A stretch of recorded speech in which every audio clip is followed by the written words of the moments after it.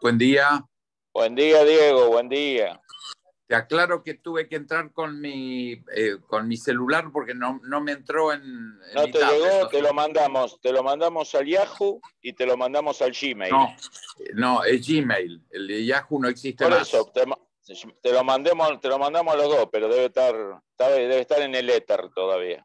Bueno, Sí, gracias ante todo. pero ya Vamos a ver. estoy. ¿Está bien Perfecto, ahí? estamos operativos. Hermosa Fenómeno. biblioteca atrás, estamos bien. Señorita, ¿nos indicás cuándo arrancamos? Estamos ya con los participantes ingresando, así Muy que bien. cuando quieran. Muy bien. Vamos a esperar 30 segunditos, Perfecto. así se van sumando los clics. Gracias, Diego, por tu tiempo. No, por favor, es un gusto. Siento mucho, ayer estoy con un problema de conectividad en mi casa, y ahora estoy todavía en casa, y no pude entrar ayer por problemas de conectividad en mi oficina también a la inauguración de la revista. Bueno, mañana, hoy te envío el link del webinar de ayer. Salió muy bien con Celso Laffer, con la Zambulla, que siempre es un placer escucharlo. Sí, pero por supuesto. Así que te voy a mandar y vamos a organizar alguna actividad del CEBRI con vos porque te tienen muy presente. A tu disposición. Y creo Buenísimo. Que es un momento muy importante por todas las cosas que nos van a ocurrir aquí y que van a ocurrir en Brasil. Creo que estamos en una etapa muy dinámica y vos sos un hombre de nexo fundamental, totalmente a tu disposición. Muchísimas gracias, Diego. Bueno, empezamos. Bueno, ante que todo, mis saludos a todos a toda nuestra audiencia que nos acompaña en esta cátedra desde el 2020. Esperemos que este sea uno de los últimos webinars y volvamos a lo presencial en la UCEMA, como lo hemos hecho por largo tiempo. Hoy tenemos el gusto y el honor de tener a un gran amigo, pero como siempre digo, yo no invito amigos, con los amigos me voy a tomar un café. Invito a los amigos que saben de cosas a los webinars. Y Diego Guelar para mí es un referente, para mí único en política exterior argentina. Creo que es el único embajador, el único diplomático argentino, político argentino, que ha ocupado los cargos en Estados Unidos 2 veces, en la Unión Europea, en China y en Brasil. Sinceramente no conozco a nadie en la Argentina que haya tenido ese recorrido y no recuerdo ni en Estados Unidos, ni en Brasil, ni en Chile, ni en muchos países que conozco, que haya un diplomático que haya recorrido estas 4 actores claves para el mundo y obviamente mucho más claves para nosotros, dado el peso de la relación con todos ellos.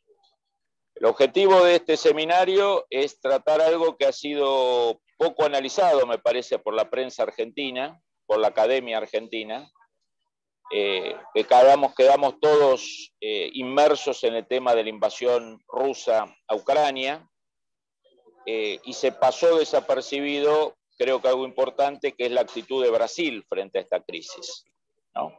Un Bolsonaro que la prensa argentina acostumbraba a mostrar como alineado con Estados Unidos, como, digamos, fóbico a cualquier tipo de potencia que desafiara a Estados Unidos. Aquellos que seguimos la política exterior brasilera, lo que hemos visto es que ha habido matices, ¿no? Que Bolsonaro ha tomado desde el ascenso de Biden una actitud más cercana a Rusia, más cercana a China, de diálogo, viaje incluido a Moscú. Hay razones que Diego seguramente va a explicar, el tema del agrobusiness, el tema de los fertilizantes, bueno, un conjunto de proyectos claves del agrobusiness brasilero que necesita de Rusia, pero también creo que hay un contenido de Bolsonaro y su gente de hacerle pagar una factura a Biden por los malos tratos desde la asunción de Biden en el poder y usarlo un poco a Bolsonaro como punching ball para mandar mensajes contra los que apoyaron a Trump de manera muy decidida en su política exterior. Diego, como te prometí, va a ser menos de 1 hora, tenés tus 30 minutos, más o menos, eso lo manejas vos, para tu exposición, y después hacemos un breve diálogo y te liberamos antes de las 10:30. muchas gracias por estar con nosotros. Bueno, muchas gracias, Fabián.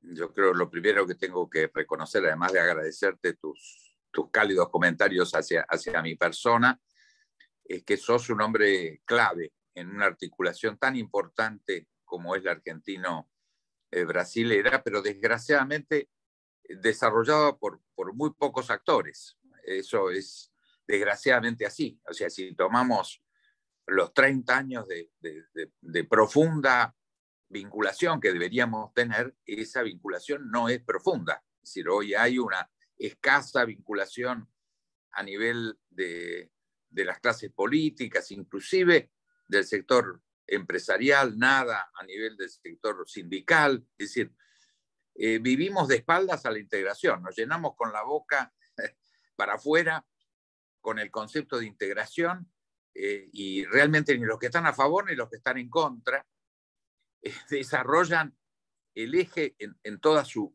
profundidad. Creo que este es un vacío enorme de política doméstica. Siempre digo que la política internacional, discúlpame que haga esta introducción, pero me parece importante, tiene tres patas que son integrales, que no son a los efectos descriptivos, las podemos separar en lo que yo llamo la unidad nacional como un eje central de política exterior, y obviamente de política nacional,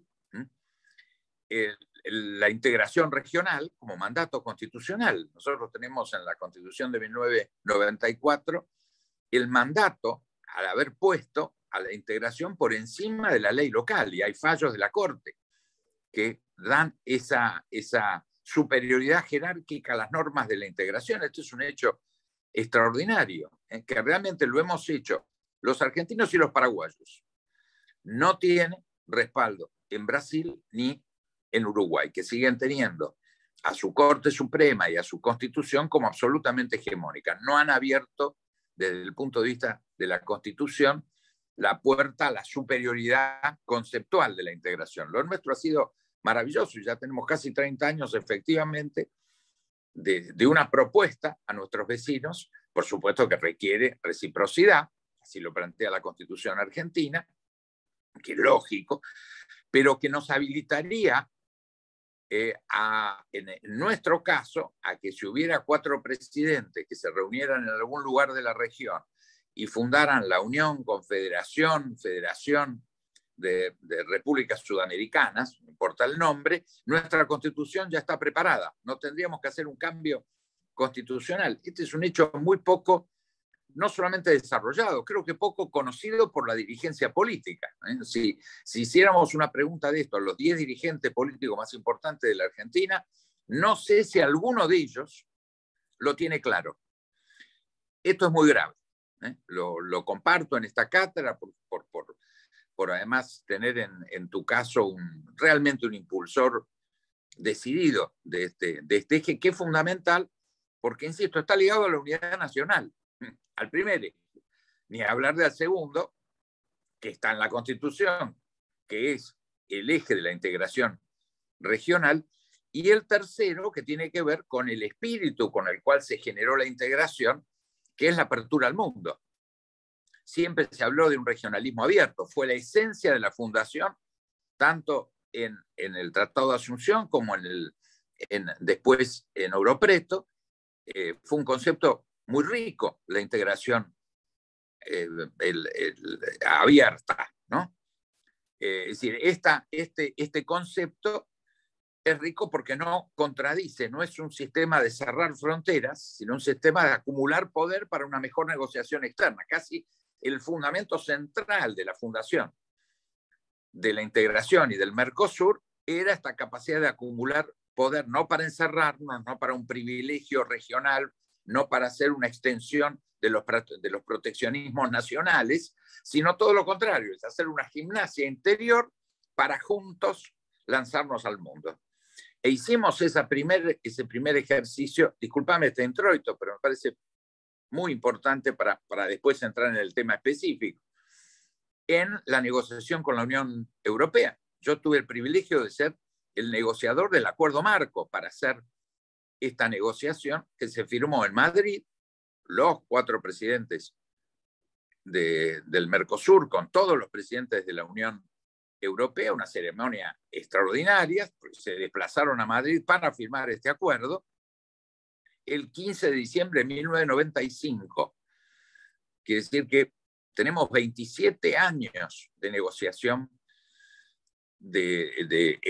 colocado en el máximo nivel, porque el Mercosur era un hijo directo de la Unión Europea, era el hijo directo de la Unión Europea, y la constitución de una zona de libre comercio Mercosur-Unión Europea representa más de 850 millones de habitantes. Es decir, es un hecho que ahora fue superado hace 2 años por la Asociación del Pacífico, hoy liderada por China y no por Estados Unidos, por ausencia de Trump, por la salida de Trump por la abdicación de Trump, ocupa el lugar plenamente China y genera una zona de libre comercio de 2.100 millones de habitantes. Pero igual, no hay ninguna duda que el objetivo de esta primer posibilidad de zona de libre comercio Mercosur-Unión Europea redefine, yo diría, la política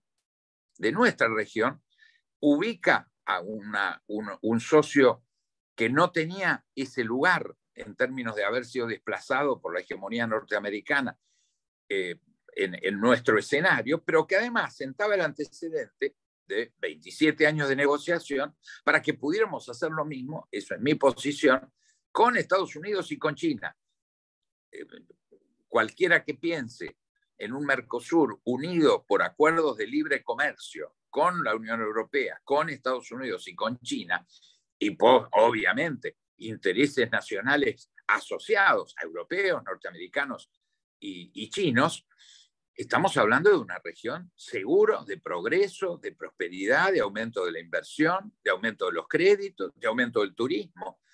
Estaríamos hablando del año verde, de una situación casi imposible de comparar con la actual, y el gran aporte a la resolución de la deuda que tiene la democracia en nuestra región, como en otras, que tiene que ver con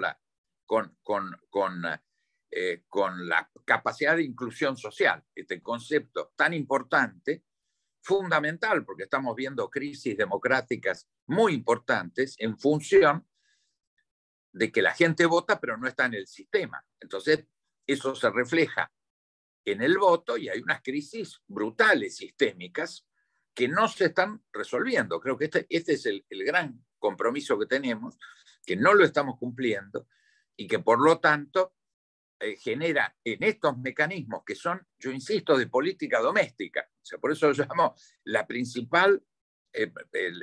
principal rubro de la política exterior argentina es alcanzar la unión nacional. Hoy a la mañana leí una declaración de este chico Máximo que hablaba de la unidad, ¿no? Y que ellos, desde su posición de favorecer la Argentina en default, es decir, sumado las 7 plagas tendríamos la 8ª, ¿no? Que ellos siguen privilegiando la unidad y convoca la unidad. ¿La unidad de qué? Está roto el 30% de su base social. O sea, acá no hay nada más alejado del concepto de unidad nacional que lo que propone este chico. Es decir, no, está tan alejado del concepto de unidad nacional que como mínimo debería abarcar al 70% de los argentinos, una unidad nacional abrayante, como dirían los brasileños. Para ser realmente abarcativa, no digo que sea del 100%, pero debería plantearse a nivel del 70% de la población. Ellos que tienen una base social del 30% y encima está dividida y hablan de la unidad. Esto es locura. Entonces, insisto, esto no es cambiar de tema. La unidad nacional es el instrumento central de una política exterior que sea exitosa, empezando por Brasil. O sea, para poder tener una relación importante con Brasil, si el que la representa del lado argentino no tiene la potencia de una unidad nacional muy abarcante, muy difícilmente podamos establecer una línea como fue en la etapa fundacional, donde la Argentina tenía una potencia de iniciativa y lo cumplió en la fundación del Mercosur, lo cumplimos en esa negociación con Europa. Cuando arrancamos, realmente yo era el coordinador de las 4 embajadas para impulsar este hecho fundacional, que vuelvo a decirle, que se desplazaran todos los jefes de Estado de la Unión Europea a Madrid para firmar el acuerdo marco, fue un hecho fundacional extraordinario, y yo creo que tampoco, si le preguntamos a los 10 políticos más importantes de Argentina qué se firmó y dónde el 15 de diciembre de 1995, la respuesta sería 0.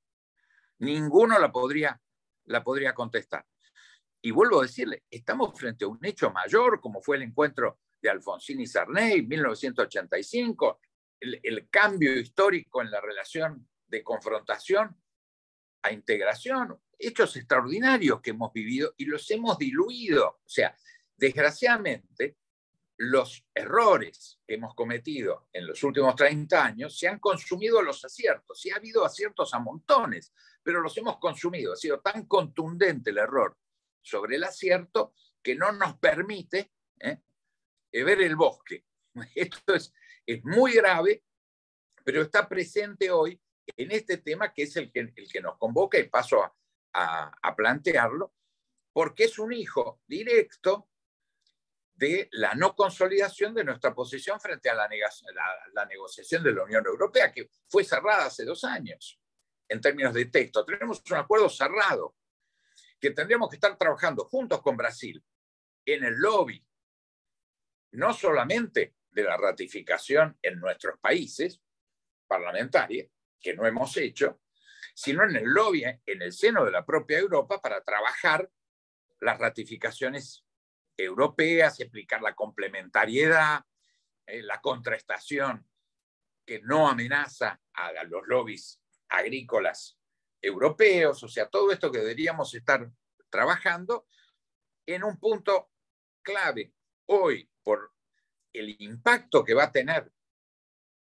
la guerra en Ucrania, que es global, no es una guerra regional, sino que es un proceso, está apegado en la esencia de la estructura de poder internacional, a mi juicio. Esto debería estar tratado en forma urgente por los cancilleres, por los presidentes, están en una mesa a decir qué hacemos frente a esto. Vemos, por ejemplo, al ministro Guedes, que es un ministro muy inteligente y al que le tengo enorme aprecio y creo que está haciendo un gran esfuerzo, que pese a las confusiones de la posición brasilera, ya se ha planteado ante la Unión Europea diciéndole, mira, acá estamos nosotros para producir energía limpia y alimentos frente a la crisis, a la crisis producida por la guerra.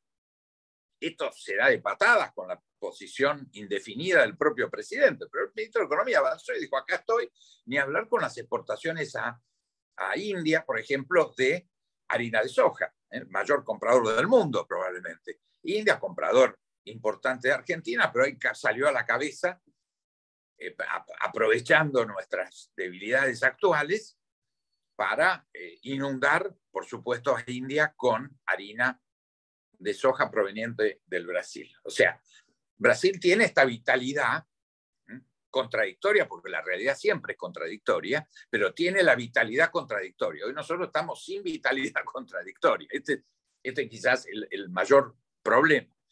Entonces tenemos un hecho que hoy lo ha dejado al presidente Bolsonaro, a mi juicio, tecleando, estando en una posición de que condena pero no condena,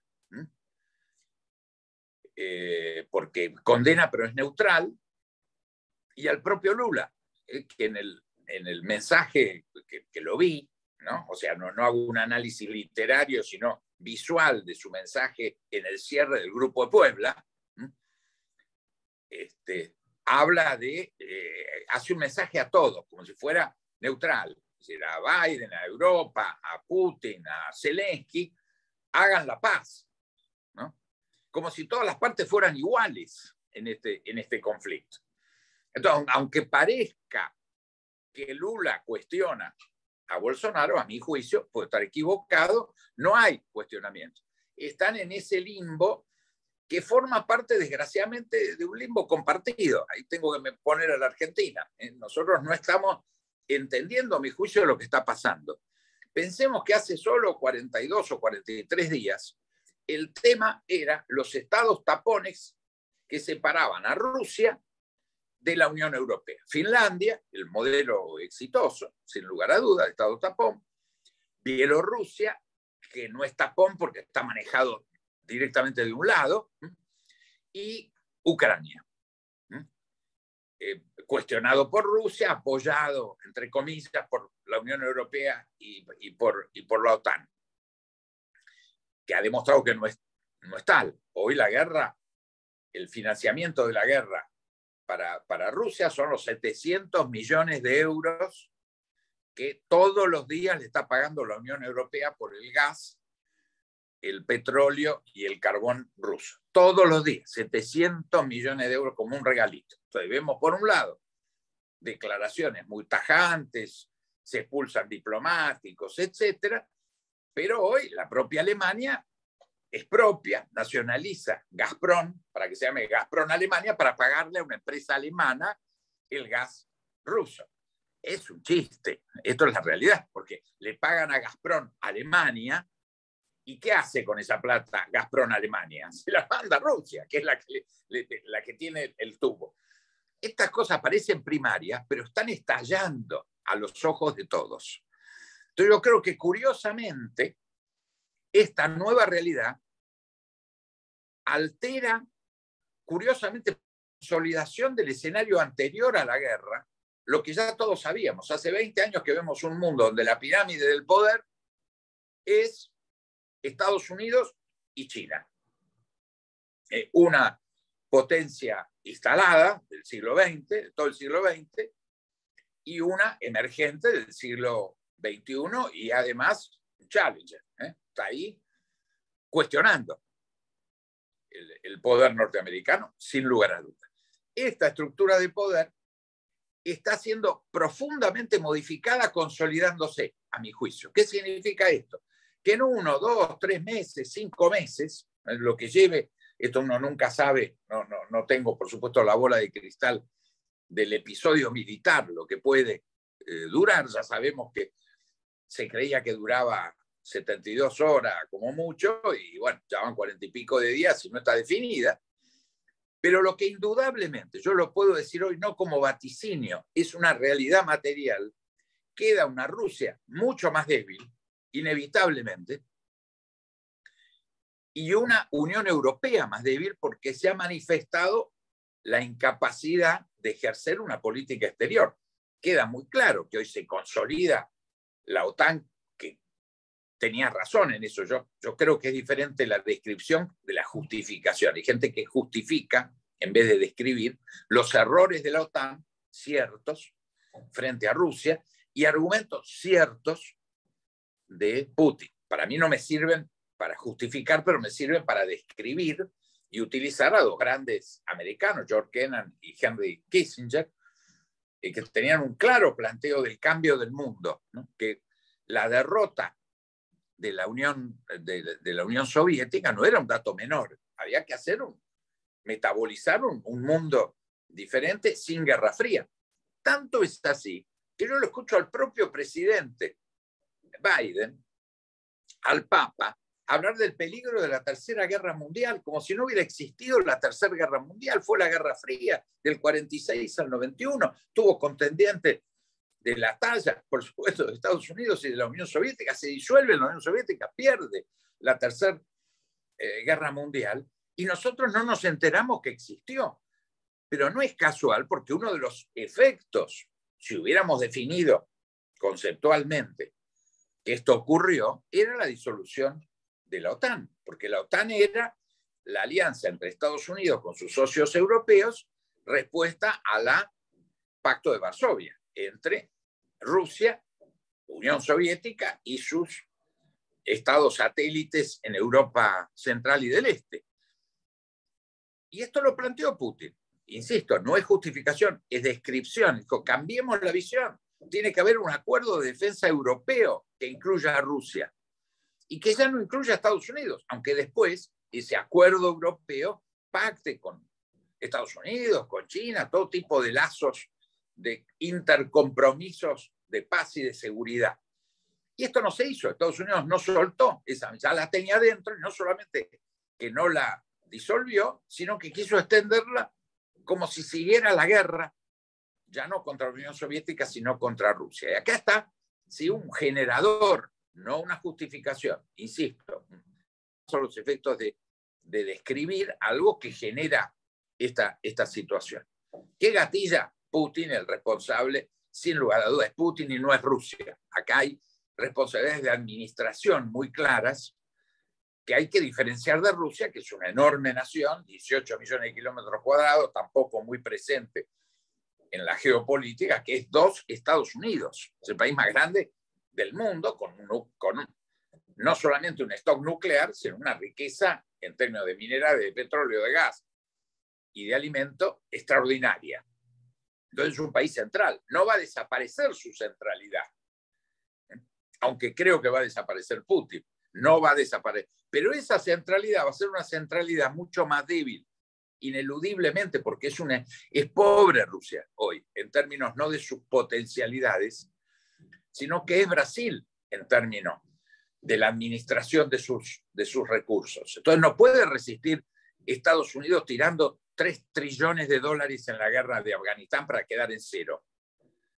No lo puede hacer. Es un dato material. O sea, el costo terminamos esto como termina esta historia con una Rusia más débil.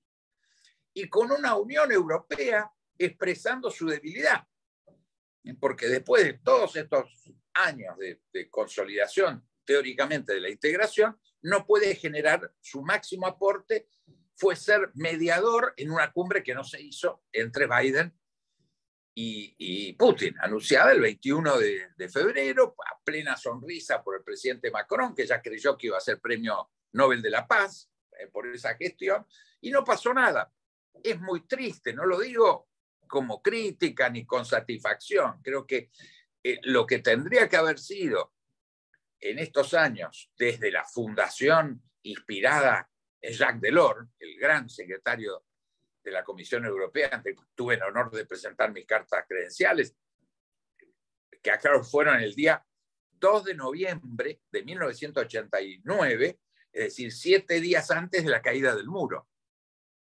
Momento histórico extraordinario. Y ahí estaba Jacques Delors, que estaba impulsando lo que después fue la Unión Europea. Ya él se había retirado y su espíritu fundacional no está presente en la Unión Europea que se construyó. Se construyó una Unión Europea muy débil, que perdió Inglaterra, y que en este momento está cumpliendo realmente un papel casi ni siquiera decorativo. Porque la verdad, hace todas las declaraciones, lo aplauden a Zelensky en el Parlamento Europeo, pero 700 millones de euros le entran, o sea, el financiamiento de esta guerra a Putin lo hace la Unión Europea. Esta es la realidad fáctica. En este escenario nos va a quedar el mundo de Estados Unidos y China en la cúspide de la pirámide del poder, igual que como estaba hace 50 días, eso no va a cambiar, pero va a haber ahora 2 estados tapones en el medio, Rusia y la Unión Europea. Miren qué diferencia. Hace 40 días hablábamos de Finlandia, Bielorrusia y Ucrania, y ahora vamos a tener que hablar en poco tiempo de estos 2 enormes estados tapones. ¿Y por qué estados tapones? Porque van a tener articulación con los 2 lados de la pirámide, sin lugar a dudas. No necesito esperar el resultado. Miremos los números hoy. Rusia negocia con China $150.000 millones por año. Estados Unidos con China $560.000 millones. China con la Unión Europea $830.000 millones. Fíjense cómo todo este sistema, que no va a desaparecer mágicamente, lo vemos en el medio de la guerra, como sigue funcionando, va a generar un enorme multiestado tapón. La Unión Europea con una gran ligazón con Estados Unidos, pero una enorme ligazón. A día de hoy, 830.000 millones que va a crecer. No hay ningún motivo para pensar que el año que viene no va a aumentar, y no va a aumentar el otro y el otro. Entonces vamos a tener una Europa muy presionada como tapón entre Estados Unidos y China. Y la propia Rusia, que va a quedar, obviamente, por vía de la ligazón a la Unión Europea, que va a seguir existiendo, en este juego de tensiones. Cambió el mapa del mundo. Y esto es muy importante para países como Brasil y como Argentina, porque hay un nuevo espacio, hay un mundo que cambia extraordinariamente. O sea, del mundo de esos 3 estados tapones a este mundo al que vamos inexorablemente, porque no está cuestionado ni el poder americano, ni el rol de Estados Unidos en las décadas que vienen, ni el rol de China. Entonces, tenemos que generar, primero, hoy más que nunca, unidad nacional, integración regional y apertura al mundo desde una mejor acumulación de poder para adaptarnos a estos cambios, hacer uso de nuestra ubicación y de algunos temas muy importantes. Pensemos al día de hoy. Si nosotros hubiéramos construido una agencia medioambiental Mercosur, es una decisión administrativa menor en el marco de las instituciones que ya existen, que abarcara la cuenca amazónica, la patagónica, el pantanal y el acuífero guaraní, más las proyecciones, por supuesto, regionales en el Atlántico Sur, en Antártica. Bueno, no hay ninguna duda que seríamos sujetos activos de una mesa chica de la cuestión medioambiental, una de las prioridades efectivamente centrales del siglo XXI, sin lugar a duda. Porque además nosotros está el Tratado Antártico, que no existe en el Ártico. Por eso cuando vemos las películas del riesgo de que venga el frío, viene del Ártico, no del Antártico, porque hemos hecho, con impulso y participación central argentina, que tiene la Secretaría Permanente del Tratado, hemos garantizado un dato que nadie veía o que no se veía en la superficie de semejante importancia a mediados del siglo XX, como un gran regulador que está enormemente preservado. Yo creo que la mayor contribución de Argentina al mundo es el Tratado Antártico. Todo eso, ese señor, que yo creo que debería ser brasilero, medioambientalista serio, tendría una interlocución en el mundo extraordinario en tema de prioridad. Argentina y Brasil, únicos países de la región que tienen además la BAC en términos de monitoreo de energía nuclear, y países que tenemos una enorme autoridad porque somos como India y Pakistán, pero no estamos enfrentados. O sea, tenemos energía nuclear, tenemos un organismo regulador común y tenemos una decisión manifestada y practicada de no construir armas nucleares, que podríamos haberla hecho, tanto Argentina como Brasil. Tenemos una enorme capacidad. Más, hoy tenemos el director general del organismo regulador de energía nuclear, es un diplomático argentino, Grossi, que está haciendo una gran tarea, inclusive intentando una mediación en esta guerra, respaldada por el secretario general de Naciones Unidas, que lo ha hecho público. Y en este momento de grandes violaciones de derechos humanos, lo que estamos viendo que pasa en esta guerra, tenemos la presidencia del Consejo de Derechos Humanos de Naciones Unidas en manos argentinas. Es decir, si ponemos todo esto junto con la potencia brasilera, tendríamos que tener un protagonismo en el buen sentido, no del oportunismo, pero sí de la oportunidad, extraordinario, porque pues somos actores del hecho medioambiental, somos actores de pleno derecho, no potenciales reales, en el campo de energía nuclear, un tema muy peligroso, porque ahí están las amenazas de Putin. Putin ha hecho referencia expresa a la amenaza de utilizar armas nucleares más veces que en 50 años Khrushchev y Brezhnev durante la Guerra Fría.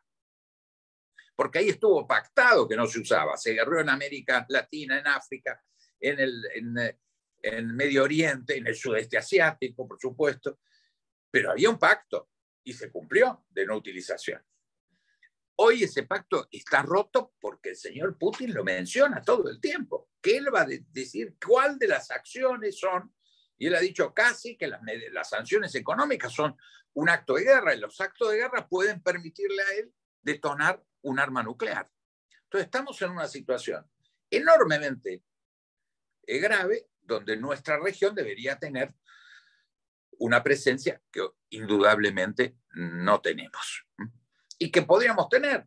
Argentina y Brasil tenemos ambos medio millón de ucranianos en cada lugar. Tenemos comunidades ucranianas importantes en los dos países. Muy buenas relaciones. Ambos dos establecimos relación diplomática inmediata. Fuimos de los países que primero reconoció en 1991, apenas se declara la efectiva, porque después independiente fue del 1919 a 1921, 2 años. El resto fue parte de los Ares o de la Unión Soviética. Pero enorme nación, no le estoy quitando entidad a esa antigua nación, pero como Estado tiene 30 años. Estaba pariendo y los últimos 8 años en un estado potencial de guerra civil, con control militar y político de un pedazo del Donbass en manos de territorio prorruso y otro pro-occidental. Esto venía ocurriendo desde el 2014, un estado con aproximadamente 15.000 muertos. O sea, no, era un estado de guerra civil, no estaba en los diarios como tal. El periodismo no le ponía eje. Tenemos que ir a buscar la información para encontrar los acuerdos de Minsk, 1 y 2, el memo de Bucarest, donde teóricamente en 1994 se estableció una garantía de la integralidad de la nueva Ucrania, firmada por Estados Unidos, Reino Unido y Rusia. Todo eso se lo llevó casualmente la insignificancia mediática, no lo teníamos presente. Entonces, todos estos compromisos llevaron a que esto ocurriera y hoy el presidente Bolsonaro, nosotros más o menos salimos de la zona gris porque al menos se hizo una condena explícita. En Brasil esto no ha ocurrido, y hay contradicciones severas. Casi el mayor acuerdo termina siendo entre Lula y Bolsonaro. Ahí está el acuerdo más fuerte, no entre Lula, no entre Bolsonaro y su vicepresidente, que era Maurao, que expresamente condenó, no entre el presidente y Guedes y la política económica, que ya salió a ofrecerle claramente no un dato de neutralidad, sino de compromiso activo de sustituir Rusia por China a la Unión Europea. Y no lo hemos hecho nosotros. Con el lío que tenemos con el gas, está en todos los diarios, que no tenemos ni la plata ni la disponibilidad de gas, porque esto que están anunciando con Bolivia no es cierto. Bolivia no tiene el gas disponible para sustituir o para garantizar nuestras necesidades. ¿Por qué no fuimos nosotros a Alemania? A la Alemania que está expropiando para cambiarle la bandera al chorro, al tubo de llegada del gas ruso, y comprometamos 30 años de suministro de la segunda reserva gasífera del mundo, que la tenemos, pero no la podemos ni sacar, ni transportar, ni liquidificar. Pero yo estoy seguro que Alemania pagaría por esa obra con la garantía de 30 años de suministro de un volumen muy importante como podríamos garantizar. Ni siquiera hacemos eso. Guedes lo ha hecho. Esto es un dato muy importante de lo que yo llamo la vitalidad, la contradicción actuante, no la contradicción neutralizante.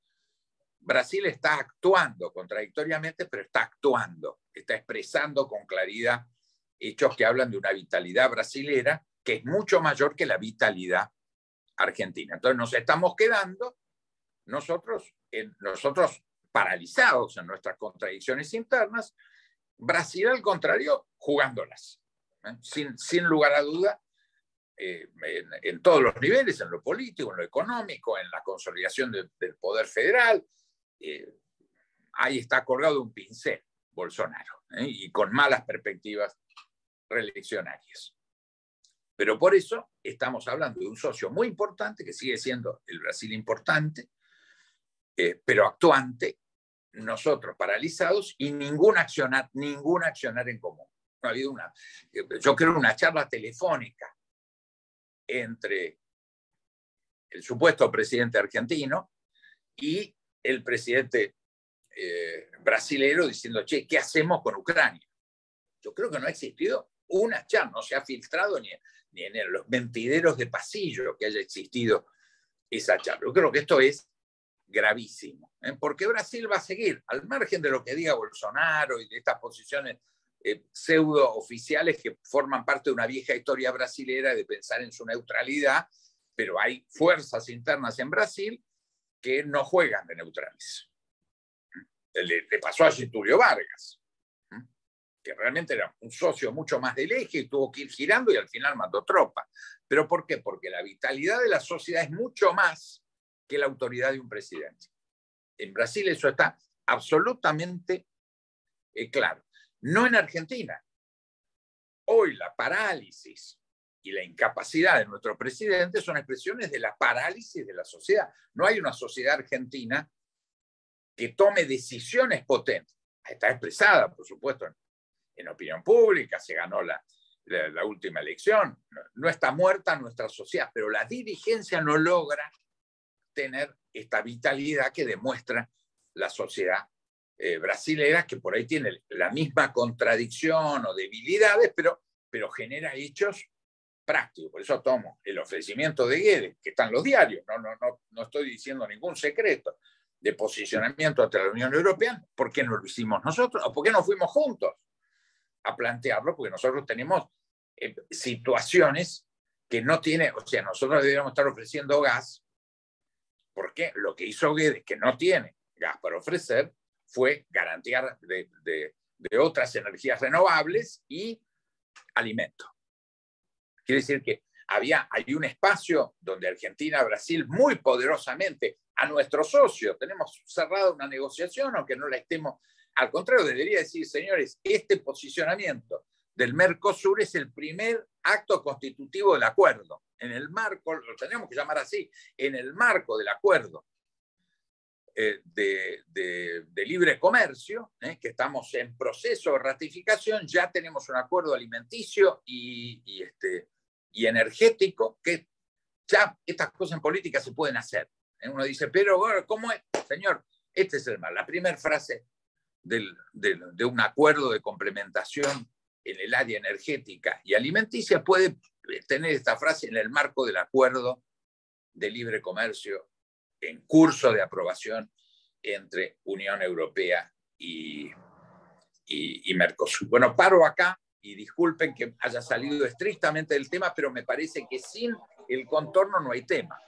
Muchas gracias, Diego. La verdad que muy abarcativo y como siempre vos marcando la necesidad de sinergias entre Argentina y Brasil, que los más interesados somos nosotros, ¿no? Porque somos un quinto, un sexto del PBI brasilero, un quinto, un sexto de su población, un quinto y sexto o menos de las inversiones extranjeras directas. O sea, es una necesidad mutua, pero es mucha más necesidad del más chico y el más débil, que somos nosotros, ¿no? Creo que a veces hay que tomar conciencia. Primero que todo una reflexión y después voy a la única y última pregunta para liberarte como quedamos 10:30. No recuerdo, no sé si vos con tu amplísima experiencia recordás en los últimos 40 años que después de más de 2 años de mandato, 2 años y medio de mandato, 2 presidentes argentinos no se hayan reunido nunca, ¿no? Asumo que el gobierno de Alberto Fernández o de Cristina a través de Alberto Fernández tomó la no relación con Bolsonaro como un capital simbólico para sus minorías intensas. Me imagino que si fuera por calidad democrática, Cristina y Alberto Fernández no se reunirían ni con Evo Morales, ni con Raúl Castro, ni con Maduro, ni con Xi Jinping, ni con Putin, digamos. Si solo nos reunimos con repúblicas estilo Montesquieu, evidentemente estaría la relación con muchos de los centros de poder no estarían, y parece que el gobierno kirchnerista de hecho tiene una afinidad hacia cierto tipo de autoritarismos antioccidentales, antiamericanos. Por lo tanto, asumimos que la no relación con Bolsonaro pasa por un tema de capital simbólico y el famoso lema esperando a Lula, digamos, ¿no? Que de por sí marca una gran irresponsabilidad, ¿no? Que un país débil como Argentina se meta en la política interna y apueste a la ruleta a que en la elección de noviembre gana Lula. Digo, es poner en stand-by 4 años la relación bilateral me parece una supina irresponsabilidad. Pero más allá de eso, Diego, primero saber tu opinión, si compartís esta idea que es para capital simbólico y que hipoteca una política de Estado. Y lo segundo es, uno ya no encuentra la diferencia entre Lula y Bolsonaro, ¿no? Neutralidad frente a Rusia, sí a los planes sociales masivos de ayuda al nordeste, relación fría con Washington, aliento o buen trato con el MAS de Bolivia. De hecho, Bolsonaro y Guedes llegaron a un acuerdo con el gas con Bolivia mucho antes que nosotros, por más que nuestro presidente dice que Evo Morales es un hermano. El primero que firmó el acuerdo con Bolivia fue el no hermano Bolsonaro y Guedes. Entonces, con vistas a las elecciones, los dos, Bolsonaro y Lula, sabemos que van a respetar la estabilidad económica, la baja inflación, digamos. ¿Qué queda de ese relato de dos candidatos antagónicos en Brasil? Tanto sea en política exterior como en política doméstica, pero especialmente en exterior. Bueno, primero, acuerdo con la primera parte de tu descripción en esto que vos llamás el capital simbólico, no me acuerdo cuál. Repetime cómo lo llamás. Sí, capital simbólico para minorías intensas, Diego. Perfecto. Te robo la definición, me parece buenísimo. Y obviamente dejar de lado la política de Estado central y el mandato constitucional central. Ya no es ni siquiera yo diría, un color, una coloración, un matiz de una administración. Las políticas de Estado son las que surgen de la Constitución, no las inventa uno. Y la integración y, por supuesto, la relación con Brasil es mandato constitucional. Cambiar eso por este patrimonio simbólico ridículo es un absurdo. Primer capítulo. Segundo, yo creo que esto es bueno para el Brasil. O sea, que dos hechos que parecieran totalmente en extremos de un péndulo enorme. No hay nación que resista un péndulo de alto ángulo de giro, porque si no, no hay continuidad. El péndulo normal en una nación es así chiquitito, es un matiz que puede ser histórico, puede ser sociológico, puede ser ideológico, pero tiene un ángulo muy pequeño de oscilación, porque si no, rompe la continuidad.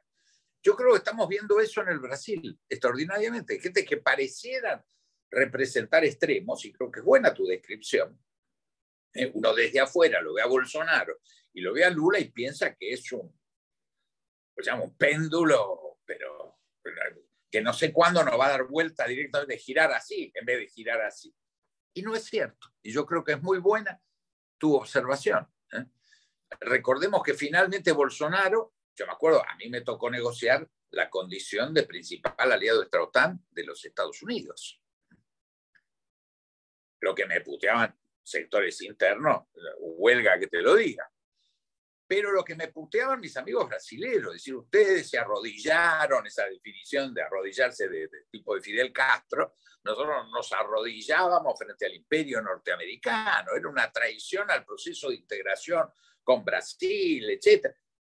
Yo lo viví eso, nadie me lo contó. ¿Qué hizo el año pasado Bolsonaro? Primero firmó un acuerdo de defensa con el Comando Sur, que hasta ese momento era negado por la embajada. O sea, la historia de la relación, y esto yo lo recuerdo, he sido 2 veces embajador en Estados Unidos, yo iba una vez por mes al Comando Sur en el estado de Florida, porque es de donde se maneja la relación con el sur. La embajada brasileña no tenía contacto, ninguno, con el Comando Sur. Negaba. El Comando Sur era el Ministerio de Colonias. Entonces yo hablaba con el Departamento de Estado en Washington. ¿Cómo iban a hablar con el subsecretario de Colonias en Florida? Yo no, pues también, puteadas a más no poder. ¿Qué hizo Bolsonaro? En febrero del 2020 ya firma un acuerdo de defensa muy fuerte. Y el año pasado oficializa que principal aliado extra-OTAN de los Estados Unidos. Hagamos el caso de que Lula sea presidente. Pero hagamos, ¿Lula va a denunciar ese estatus o lo va a mantener? Ya te lo digo, lo va a mantener. Lo va a mantener, pero sin lugar a dudas, y lo va a ejercer, a diferencia de los Kirchner, que no denunciaron el acuerdo que yo negocié. Nosotros estamos ahí en un cajoncito archivado, no haciendo ningún uso de una condición muy importante porque nos da entrenamiento, material a precios mucho más bajos que lo que cuestan en el mercado de armamento. O sea, es muy útil la condición de aliado extra-OTAN. Esos 14 países que formamos parte, sobre 190 de esta condición, tenemos un capítulo muy interesante para transitar.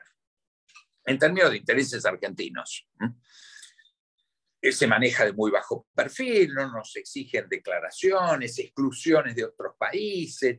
La verdad es un estatus muy útil. Yo estoy muy orgulloso de haberlo negociado y de haberlo practicado. Te doy una traducción muy clara. Todo el material de rezago norteamericano, que no es rezago, porque es la necesidad para la industria armamentista americana de cada 2 años mandar a jubilación material que puede estar en 0 de mal uso y en 99 de modernidad. Está clasificado de la letra A, material A la letra E.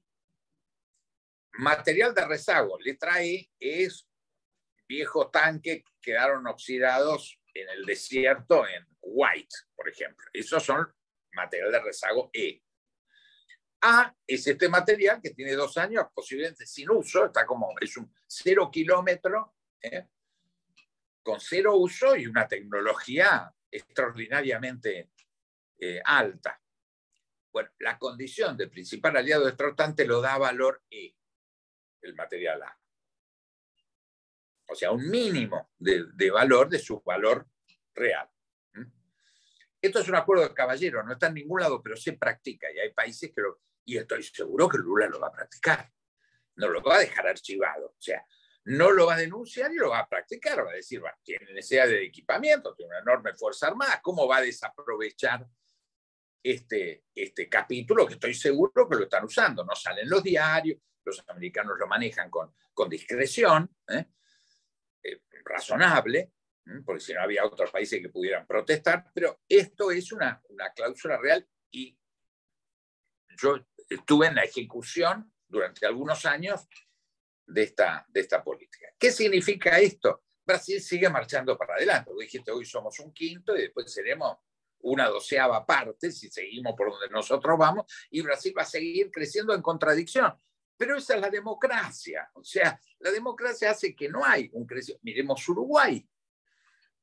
Se supone que el Uruguay de Pepe Mujica y el Uruguay de la calle Pou, bisnieto, hijo de presidente, además rancia aristocracia uruguaya, debería estar también, debería ser circular, ya no, el péndulo. No es verdad, no ocurre. Y mantienen un poder muy grande.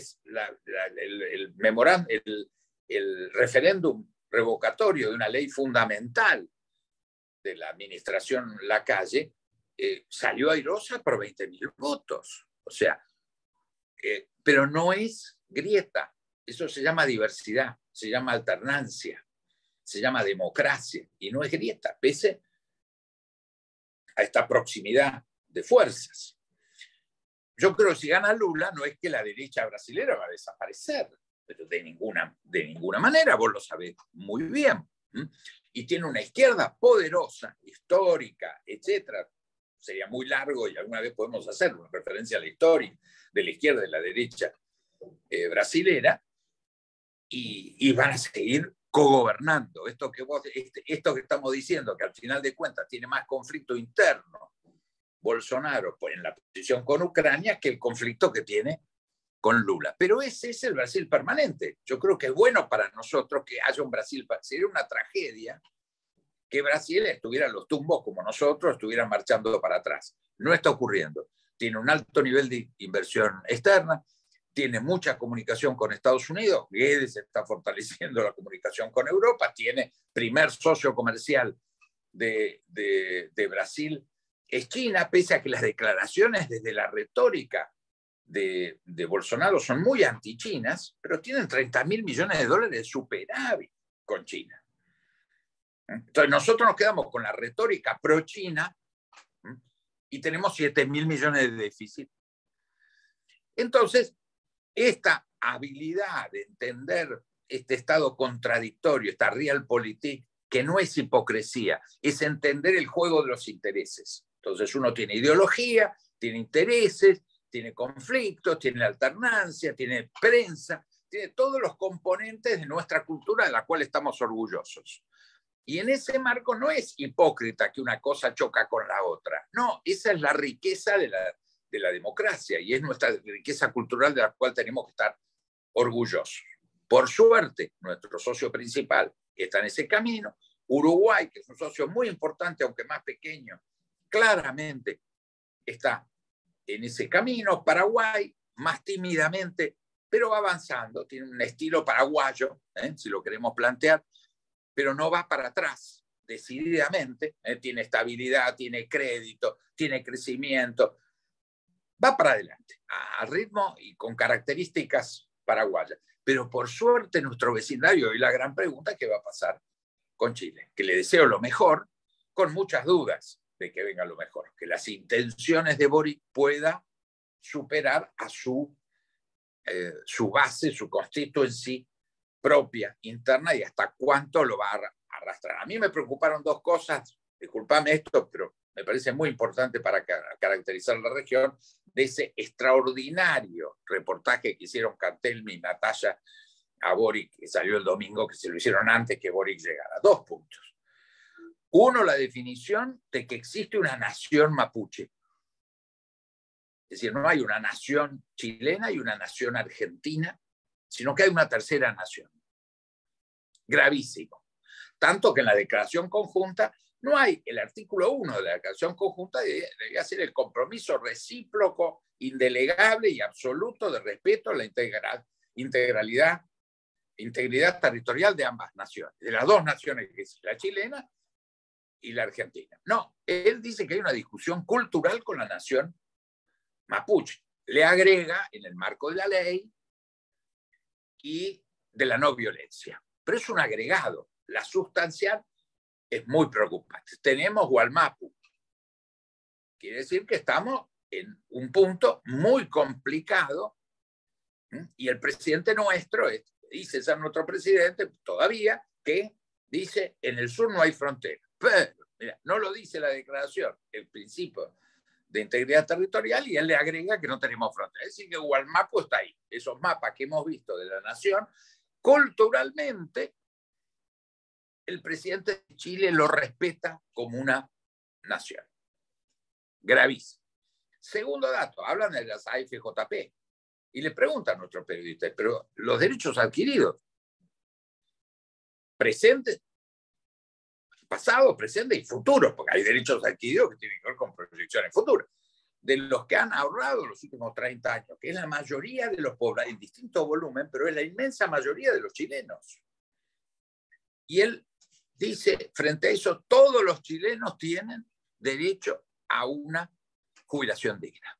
Resultado, vamos a la expropiación de las AFJP, ya conocemos el proceso, para emparejar para abajo, no para mejorar a los sectores postergados, que me parece muy bien. Yo creo fervorosamente que no puede haber democracia sin inclusión social, y si no la hay retrocesos gravísimos. Entonces, nos encontramos con que vamos a repetir procesos de empobrecimiento, de igualación para abajo, que sin lugar a duda tienen resultados desastrosos. Por lo tanto, creo que tengo motivos no ideológicos, sino de la palabra del propio presidente, que me plantean que están en un problema los chilenos y estamos en un problema en la relación con Chile. Discúlpame la digresión.